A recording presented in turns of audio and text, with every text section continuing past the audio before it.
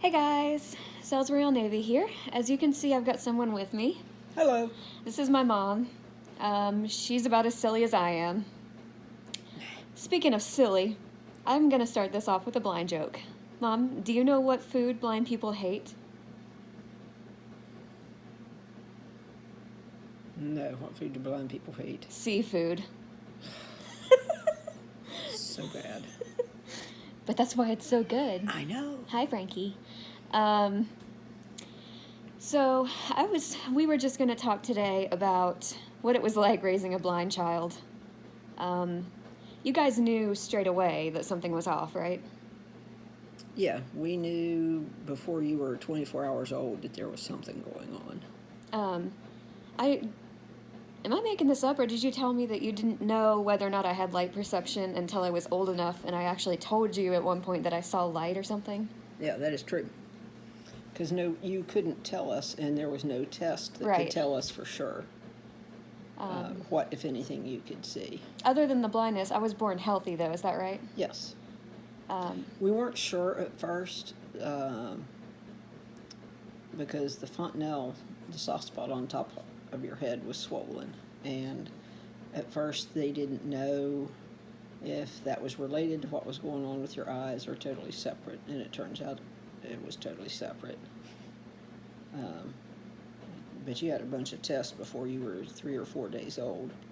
and they did surgery, right, when I was a baby? Yes. Was there just the one, or were there multiple ones? I can't remember. You don't remember? All right, smart aleck. Let's see. I think we pretty much knew that your problem was isolated to your eyes by the time you were like 4 days old. Mm-hmm. And at that point, they had mentioned so many other horrible things. Your dad and I both were kind of like, thank God she's just going to be blind. Right. Because it was better than a lot of the other things that they were talking about that would have been life-threatening. Mm-hmm. We saw a retina specialist here in West Virginia who diagnosed that both of your retinas were detached, but we didn't know why. And he gave us a choice. I can't remember where all our choices were at that point, but we chose to go to a specialist, a pediatric retinal surgeon that was at Emory University in Atlanta. Oh, was that the first time I rode on a plane? Yep, you were 5 weeks old. And we went down and he evaluated you. And you probably weren't more than 2, maybe 3 months old when you had your first surgery, because we didn't know for sure what had caused your retinas to detach. Right.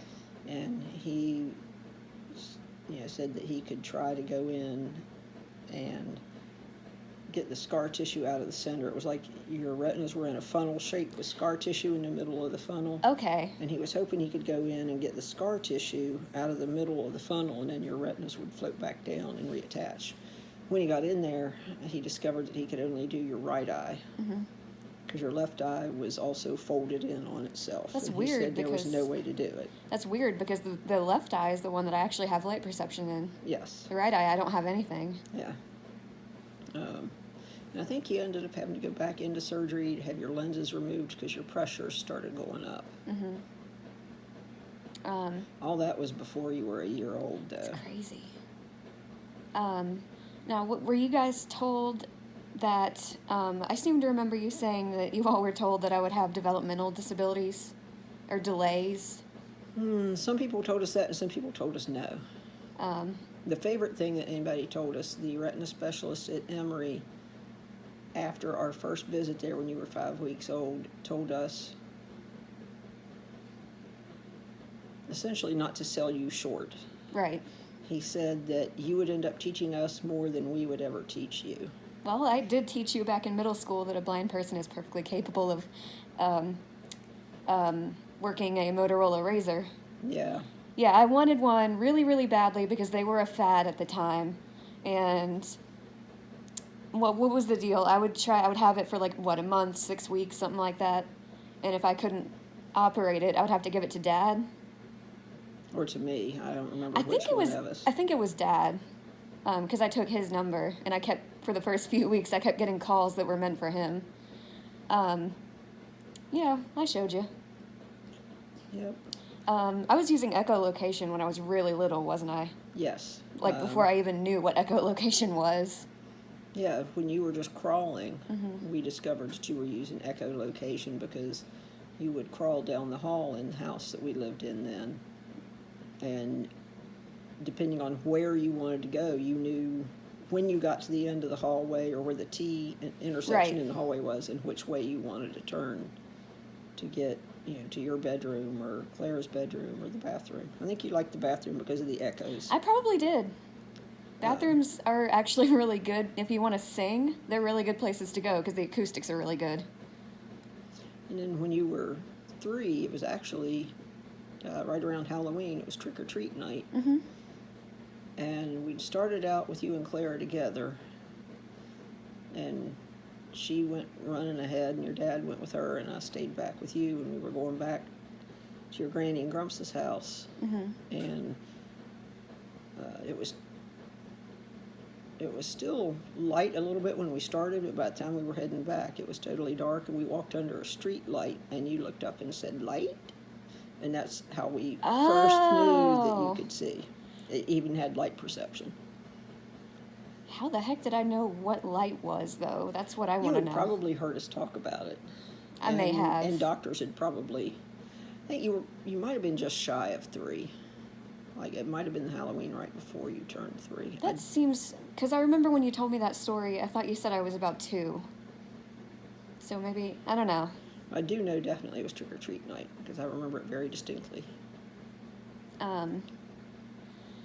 What... Was it Birth to 3 that I was in where the people would come over and I thought they were just coming over to play, but they were actually, like, working with me? Yeah, so we had 2 different groups that came in. One was a local group and one was a statewide group. Mm-hmm. The statewide one was based out of the School for the Blind in Romney. Mm-hmm. And the other one was a county group that worked with children with all different disabilities. Okay. But I remember, like I said, I remember them coming over, and I didn't even realize, I don't even think I knew at that point in time that they were working with me. I thought we were just playing. That's because they managed to make everything that you did seem like play and seem like fun. Mm-hmm. And one of the groups, I think it was the group from the State School for the Blind, actually worked with you up until you started kindergarten. Yeah, I was going to say, because I think I remember them coming over when I was in preschool. Yes. Yeah, the other one, the Birth to 3 program in the county stopped when you went to preschool. Well, that would make sense. Yep. Let's see, we knew several blind people, like blind adults, when I was little. I can remember them. Yes. Through some of our contacts with the State School for the Blind and even here in the county, we met several, and some of them were like teenagers when we first met them. Oh, were they? Yeah. Huh. Some of them were adults. And we tried to have you around those people just to show you that your blindness wasn't really going to be anything to hold you back. Right. And you could go to school and work and do all of those things. Be, well, normal. Yeah. That's a relative term. Yes, it is, especially in this family. Oh, heavens. Like, when you found out that I was blind, was there any kind of oh crap moment? Oh, yeah. Initially, it was huge. For the first probably couple of months, it would hit me every now and then. You're like, oh God, how, like, what are we gonna do? Like, how are we gonna raise her? Or like, how, like, what was kind of going through your mind? It wasn't a how are we going to raise her. I don't know. It's hard to describe. Okay. Since we'd already had one child, we knew what to do as far as babies. Right. So that part, it was like, oh, okay, we're just going to treat her like we did Clara. Mm-hmm. Do the same things that we always did. Like I said, that first month or two, it was just the shock. Right. Because your dad and I, neither one, did not know any blind people at that point. Mm-hmm. That's kind of funny to think about now. Yeah, it is. like I said, that doctor saying that you would teach us more than we would ever teach you really helped. We had a lot of good doctors and always have, and a lot Oh, yeah. of good support. Well, even now we have good caregivers. Oh yes, I've been very lucky in that department. yes. Um, But it was more a matter of, just learning little tricks Right. to do, like. well, one thing I was thinking about earlier was the clock trick. When you would give me a plate of food, you would tell me, okay, your hamburger is at 6 o'clock, your fries are at 3 o'clock, and your ketchup is at 12 o'clock. Yes. Oh, actually, the ketchup was usually at 6, but Yeah. you know what I mean. Yes. For an example, that works quite nicely. That, and I'm not sure, and that's probably something that somebody Yeah. told us to do. I feel like you guys probably learned that from another blind person. I can Maybe. remember some of the birth to 3 people when you were just tiny telling us to carry you around with us and tell you what we were doing, or have you wear, we couldn't always carry you. Sometimes you were in a little bouncer or something. Right. And just to describe, Sarah, that's the sound of the water running while I'm rinsing the dishes off and putting them in a dishwasher. Mm-hmm. Sarah, this is the sound of the washing machine running. I probably caught on to that pretty quick. Yeah, and of course, I don't know about your dad, but when you were just a tiny baby, I felt stupid. Sarah, this is Mom running water to. Like, seriously, like this big, but you ended up picking up on all of those things, and we started describing things as left, right, front, back very early for you also. I mean, when I was still young, like when you would be dressing me, like didn't I if you told me to hold out my right foot, I would hold out my right foot. Probably. I seem to remember. Oh Lord, I think. Cattail. Oh, I think that's like. I don't know if I still even have it, but I believe I heard you saying that on one of my old cassette tapes. Maybe. The other thing that we learned to do, especially when you were drinking out of sippy cups, we would set your cup down, we would tap on the top of Yeah. it. I remember that. Yeah, because obviously a young sighted child could see where we set the cup, but we knew that your perception of where things were in space was so good, all we had to do was tap on it and you would know right where it was. Heck, even the sound of setting it down to adult me is usually enough. And sometimes when I'm setting your cup down, I'll set it down a little harder to be sure it makes enough noise Right. for you to hear it. Trying to keep Twitch from knocking over the phone. I'll probably knock it over when I reach out to turn off the camera, so. And every year, we knew by the time you were getting ready to start kindergarten, or even well before that you were pretty smart. So we started going in every year before school started and talking to your teachers. I remember that. It was easy in elementary school because you just had one teacher every year. Right. But we continued it through high school, and Yeah. we'd go in and sit down with the one teacher or a group of teachers that you were going to have that year and basically say, listen, just because she's blind doesn't mean she can't do the work. Yes, there will have to be some modifications. Right. If you're writing on the board, say what you're writing as you're writing it. She can hear it, she can remember it. And I can remember one of your 6th grade teachers asked if she could use the words look and see. Well, she didn't know, and she didn't, I guess she had gotten, quote unquote, in trouble with some parents because she'd had some child with some disability or another and used a word for something they couldn't do. Oh, heavens. But your dad and I, as he used to say, just describe it as it is. She's not visually impaired. She's blind as a bat.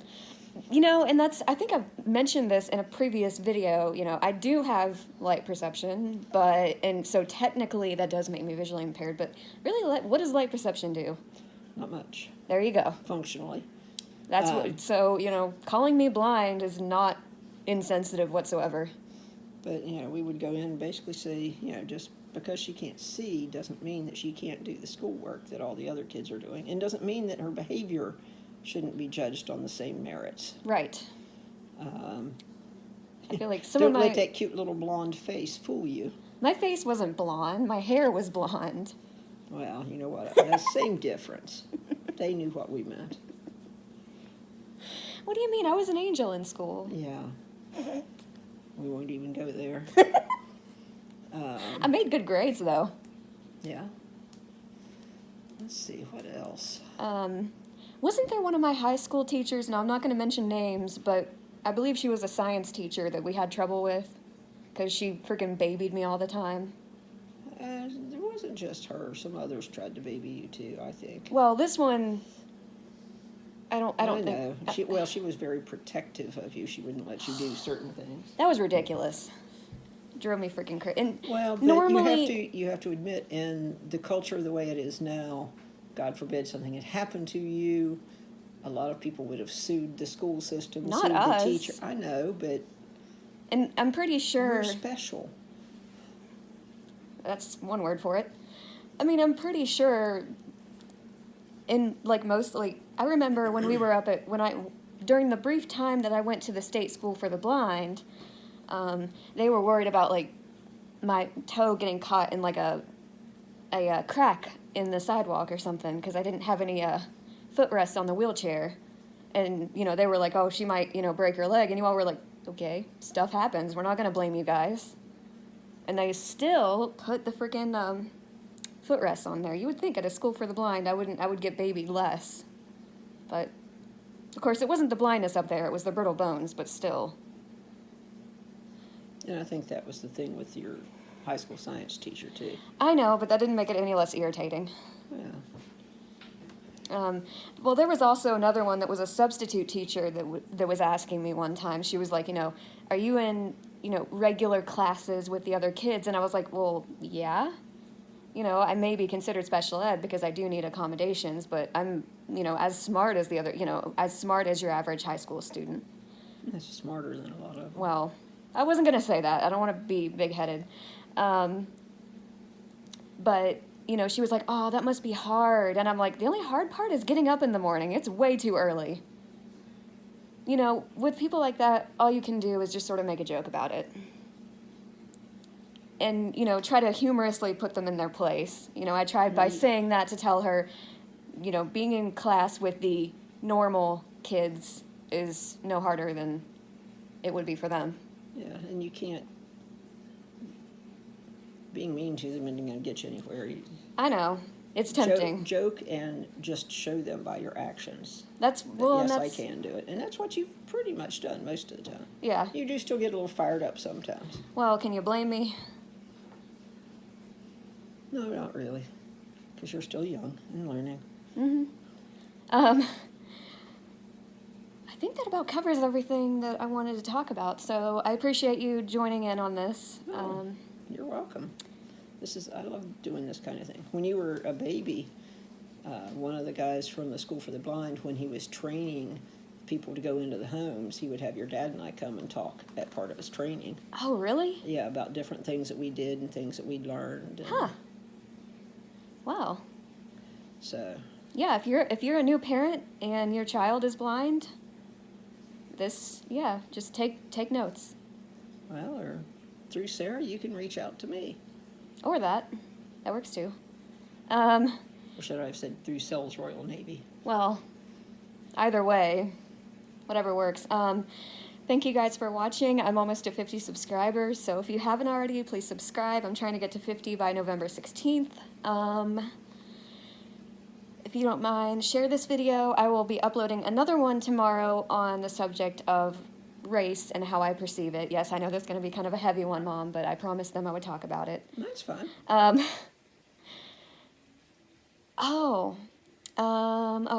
mind. I remembered something and then I forgot it just as quick. Anyway, yeah, you guys have a good one. Bye! Bye! Hey, I didn't knock it over.